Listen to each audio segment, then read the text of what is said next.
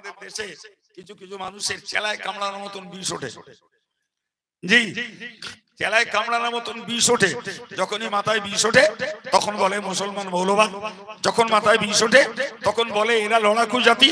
যখন মাথায় বিষ ওঠে এদের, তখন এরা বলে যে মুসলমান, এরা হলো পশ্চাৎপদ জাতি। যখন মাথায় বিষ ওঠে তখন বলে মুসলিম পার্সোনাল ল উৎখাত করো। যখন মাথায় বিষ ওঠে তখন বলে কোরআন প্রচার বন্ধ করো। যখন মাথায় এদের বিষ ওঠে তখন বলে মসজিদগুলো অস্ত্র কারখানা। যখন এদের মাথায় বিষ ওঠে তখন বলে মাদ্রাসাগুলো সন্ত্রাসী শিক্ষা দেওয়া হয়। নাউজুবিল্লাহ বলে, আরেকটু জোরে বলে। আমি ভারতবর্ষের এই মিথ্যাচার সাংবাদিকতা যারা করে, জি, এদেরকে কণ্ঠজ্ঞান দেওয়ার জন্য বলছি। মনে রাখবেন, জার্নালিস্ট, সাংবাদিকতা একটা পবিত্র আদর্শ। সাংবাদিকতা একটা সত্য সংবাদ প্রচারের গুরু দায়িত্ব। সাংবাদিকতা হলো একটা পবিত্র, প্রকৃতপক্ষে একটা সত্য বার্তা প্রচারের একটা জিম্মাদারি। সুতরাং আজকে যারা ভারতবর্ষের সাংবাদিকতা করতে যে মিথ্যাচার করে এবং মসজিদে অস্ত্র কারখানা, মাদ্রাসায় সন্ত্রাসী শিক্ষা দেওয়া হয়, এই জাতীয় মিথ্যা অপপ্রচার করে করে একটি জাতিকে, ভারতবর্ষের দ্বিতীয় বৃহত্তম সংখ্যাগরিষ্ঠ নাগরিক মুসলমানদেরকে যারা এও লাঞ্ছিত করতে যায়, মুসলমানদেরকে যারা কোণঠাসা করতে যায়, মুসলমানদেরকে যারা বিষ বাক্যে বিদ্ধ করতে যায়, আমি এদেরকে কণ্ঠজ্ঞান দেওয়ার জন্য বলছি, তোমরা মসজিদ সম্পর্কে ন্যূনতম কণ্ঠজ্ঞান রাখো না। মসজিদে অস্ত্র কারখানা আছে,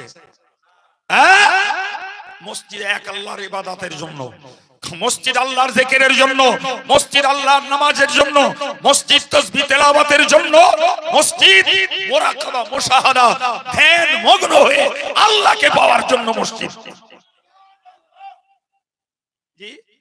মিথ্যুকের দল, অপপ্রচারকের দল, অশান্তি প্রিয় সাংবাদিকের দল যারা এই মিথ্যাচার করে এবং ফেক নিউজ, মিথ্যা খবর প্রচার করে করে আর এক জাতিকে উস্কানি দেয়, ভাই নিশ্চিত এরা মনে রাখুন, এদের খবর আছে, এদের পরিণতি ভয়ঙ্কর। আমি সাবধান করতে চাই, আপনারা আপনাদের সাংবাদিকতার পবিত্রতা রক্ষা করুন। কিছুদিন আগে শুনছিলেন না যে বাংলাদেশে হিন্দু ভাইদের অস্তিত্ব রক্ষা বড় কঠিন হয়ে গেছে? মিথ্যা কথা, ওভার 100% মিথ্যা কথা। বাংলাদেশের হিন্দু ভাইরা যথেষ্ট আদরে, সমাদরে এবং মুসলমানদের সহানুভূতিতে তারা বাংলাদেশে উদার প্রাণে বাস করছে। জি, এখন মায়ের থেকেও মাসির দরদ বেশি। বাংলাদেশের হিন্দুরা, হিন্দু ভাইরা শান্তিতে পুজো পার্বণ করছে, শান্তিতে তাদের ধর্মীয় আচার অনুষ্ঠান করছে, মুসলমানরা তাদেরকে পাহারাদারি করছে। আর এখানকার কটা সাম্প্রদায়িক রয়েছে, তাতে দু একটা রাজনৈতিক কুসংস্কার আচ্ছন্ন নেতা জুটেছে যারা শুধুমাত্র উস্কানি দিয়ে দিয়ে ভারতবর্ষের পবিত্রতা নষ্ট করছে, হিন্দু মুসলিমের ভ্রাতৃত্ব বোধ নষ্ট করছে। ভারতবর্ষের কোন রাজনৈতিক দলের কুখ্যাত এক নেতা এইরকম উস্কানি দিয়ে দিয়ে হিন্দু মুসলমানের বিভেদ সৃষ্টি তৈরি করতে চেষ্টা করছে। তাদের নাম নিতে আমার ঘৃণা লাগে। এরা মানুষের চামড়া পরে হিংস্র বাঘের থেকেও জঘন্য আচরণ করছে। এরা মানুষের চামড়া পরে সিংহের থেকেও ক্ষিপ্র। এরা মানুষের চামড়া পরে কুত্তার থেকেও জঘন্য। যারা মানুষের মাঝে, জি ভাই, ধর্ম ভিত্তিক আলাদা হতে পারে হিন্দু মুসলিম, মানুষ ভিত্তিক আলাদা নয়, রক্ত ভিত্তিক আলাদা নয়, ব্যবহার ভিত্তিক আলাদা নয়, ব্যবসা ভিত্তিক আলাদা নয়, রাজনৈতিক ভিত্তিক আলাদা নয়, সমাজ ভিত্তিক এরা আলাদা নয়, অর্থনীতিতে আলাদা নয়। ধর্মের জায়গায় যে যার জায়গায় কথা বলে। রাজনৈতিক আর অরাজনৈতিক ব্যক্তিত্ব যারা যারা একটা জাতিকে কালিমা লেপন করে, একটা জাতির প্রতি বিশুদ্ধার করে, একটা জাতির প্রতি সাম্প্রদায়িক উস্কানি দিয়ে দিয়ে যারা ভারতবর্ষের মিলনের ক্ষেত্রে বিচ্ছেদ, ভারতবর্ষের খণ্ডতার ভিতরে অখণ্ডতা আনতে চাইছে, হিন্দু মুসলিম জৈন খ্রিস্টানের মিলন মেলা ভারত, এর মাঝে যারা বিভেদের আগুন জ্বালাতে চেষ্টা করছে, আমি সারা ভারতবর্ষে সর্বধর্মের লোকেদেরকে বলবো, যে আপনারা এই কুরুচিকর মন্তব্য থেকে বাঁচুন এবং নিজেরা নিজেদের জায়গায় সর্বধর্মের মাঝে ভ্রাতৃত্বের মেলবন্ধন বজায় রাখুন। তাতে রাজনীতি, সমাজনীতি, অর্থনীতি, ব্যবসা নীতি, সমাজনীতি সবগুলোই শান্তির সঙ্গে চলবে।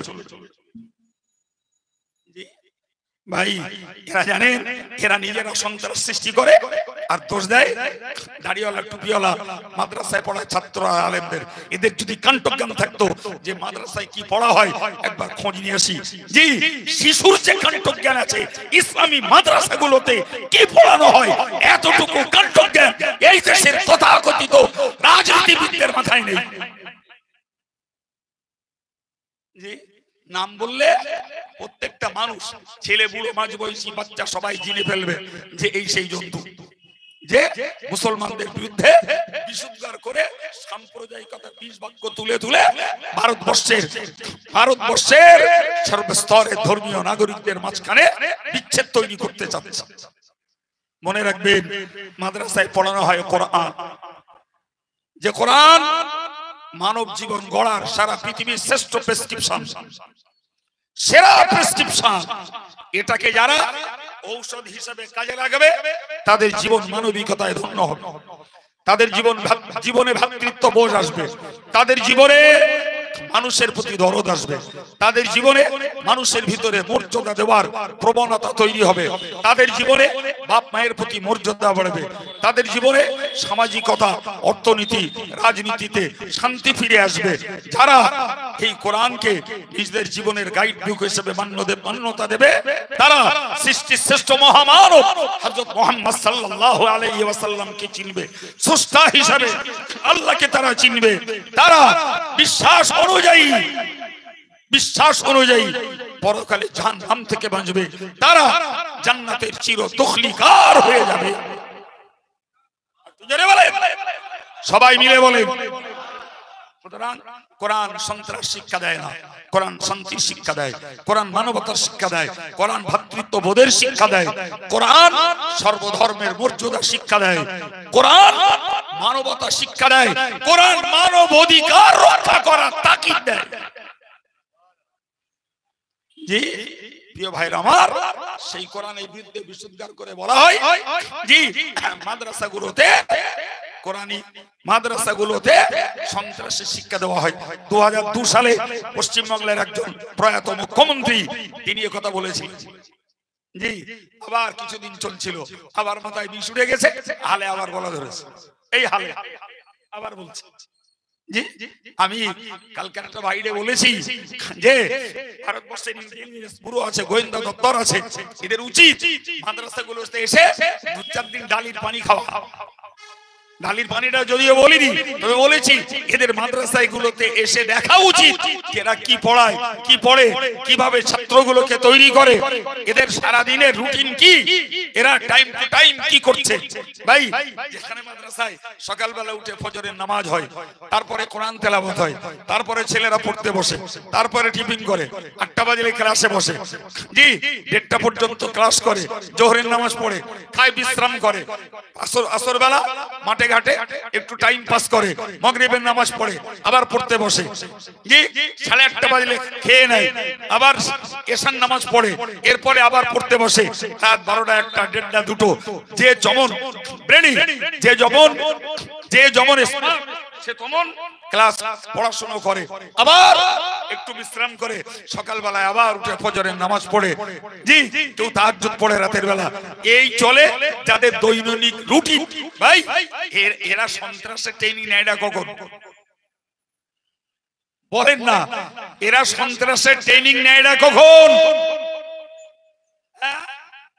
জি সারা ভারতবর্ষ জুড়ে 30,000-এর বেশি মসজিদ আছে। সুবহানাল্লাহ বলেন। এই মসজিদগুলো রুটিন কি? মসজিদগুলো রুটিন, ফজর বেলা মুয়াজ্জিন সাহেব দরজা খুলে আজান দেয়, মুসল্লিরা এসে ফজরের জামাতে নামাজ পড়ে তাসবিহ তেলাওয়াত করে, কেউ চলে যায়, কেউ বসে বসে জিকির করে করে ইশরাকে নামাজ পড়ে বাড়ি যায়। জোহর পর্যন্ত মসজিদ তালা মারা, জোহরে আজান হলো, দরজা খুললো, নামাজ হয়ে গেল, জি মুয়াজ্জিন আছেন, ইমাম আছেন, দরজা খোলা রইল, জমাতে যারা নামাজ পড়তে পারেননি তারা আসে নামাজ পড়ে, আসরের আজান হয় নামাজ পড়ে, মাগরিব পর্যন্ত আবার কেউ বসে কোরআন পড়ে, কেউ জিকির করে, কেউ বাজার ঘাট করতে চলে যায়, মাগরিবে আজান হয় চলে আসে, আজান হয় নামাজ পড়ে, এরপরে তাসবিহ তেলাওয়াত করে, কেউ বা চা পানি খেতে যায়, এসে এশার নামাজ পড়ে, আজান হলো এশার নামাজ পড়ে নিল, তারা দরজায় তালা পড়ে গেল, মুসল্লিরা যে যার পাড়ে চলে গেল। এরা অস্ত্র ট্রেনিং নিলে কখন? প্রত্যেকটা মসজিদের গ্রাউন্ড আছে, অনেক মসজিদের সঙ্গে মক্তব মাদ্রাসা রয়েছে, অনেক মসজিদের সঙ্গে অল ইন্ডিয়া সুন্নাতুল জামাতের প্রচলিত মডেল মাদ্রাসা আছে, অনেক মসজিদের সঙ্গে ঈদগাহ অ্যাটাচড আছে। সারা ভারতবর্ষের কোন ধর্মের নাগরিক যদি একবার সত্য একটা রেকর্ড করে দেখাতে পারে যে অমুক মসজিদে নামাজের পরে কি রাত্রিতে এসার পরে এখানে জঙ্গি প্রশিক্ষণ চলছিল, তাহলে আমি আব্দুল কাইয়ুম মুসলমানদের একজন নাগরিক দায়িত্বশীল খাদেম হিসেবে বলছি, সেই মসজিদকে সবার আগে আমি আন্দোলন করে তালা মেরে দেবো।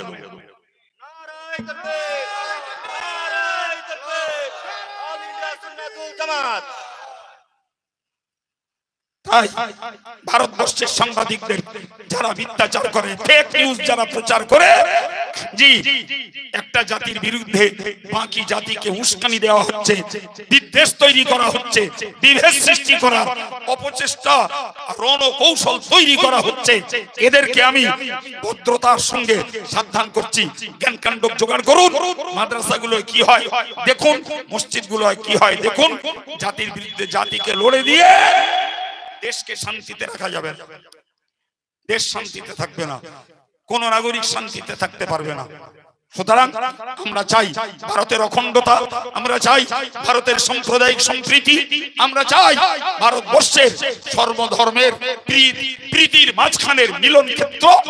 যারা কোন সাংবাদিক কিংবা কোন রাজনৈতিক ব্যক্তিত্ব যে বা যারা এই মিথ্যাচার বিশুদ্ধার গুলো করছে, ক্ষিপ্র কুত্তার মতো, হিংস্র বাঘের মতো, মাংসাশী রক্তলোলুপ প্রাণী সিংহের মতো, আমি ভারতবর্ষের সর্বধর্মের নাগরিকদেরকে বলবো, দেশের অখণ্ডতা, সর্বধর্মের মাঝে সম্প্রীতি, শান্তি, সহাবস্থান বজায় রাখতে এই ধরনের সাংবাদিকদের কথা বিশ্বাস করা থেকে এবং এই ধরনের রাজনীতির নেতাদেরকে নেতৃস্থানীয় রাখা থেকে আপনারা বিরত হন। তা না হলে দেখুন, একটি জাতকে দমিয়ে দিয়ে আর একটা জাতি শান্তি পেতে পারে না। বাবা এই পারে কি? সবার দরকার আছে, সবার দরকার আছে। মুসলমান যদি পিছিয়ে পড়া পশ্চাৎ জাতি হয়, তোমারটা ধরি নিলাম ভাই, তবুও তুমি মনে রাখো তোমার গাড়িটা ধোলাই করার জন্য একটা মুসলিম কুলিরও দরকার আছে, তোমার ক্ষেতের ধানটা তোলার জন্য মুসলিম একটা লেবারেরও প্রয়োজন আছে, তোমার কারখানায় শিল্পে কাজ করার জন্য মুসলিম একজন কর্মচারীর প্রয়োজন আছে। জি, আর যদি মুসলমানকে মনে করো না এরা শিক্ষায় এগিয়েছে, মুসলমান মাস্টারও আছে, ডাক্তারও আছে, ব্যারিস্টারও আছে, জি মুসলমান উকিলও আছে, মুসলমান রাজনীতিবিদও আছে, কি গো নাই বাবা? আছে না নাই? জি, মুসলমান বড় ব্যবসায়ীও আছে, মুসলমান সামাজিক নেতৃত্ব আছে।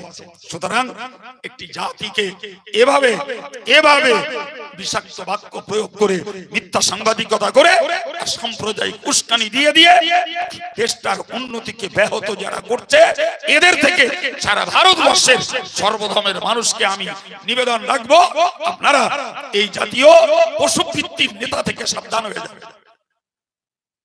প্রিয় ভাই আমার, আমি বলতেছিলাম কোরআনের কথা, আনুষঙ্গিক বলেছি, মাদ্রাসায় কোরআন শিক্ষা ছাড়া অন্য শিক্ষা দেওয়া হয় না, এখানে জঙ্গি তৈরি হয় না, মসজিদে আল্লাহর ইবাদত হয়, সেখানে অস্ত্র ট্রেনিং হয় না।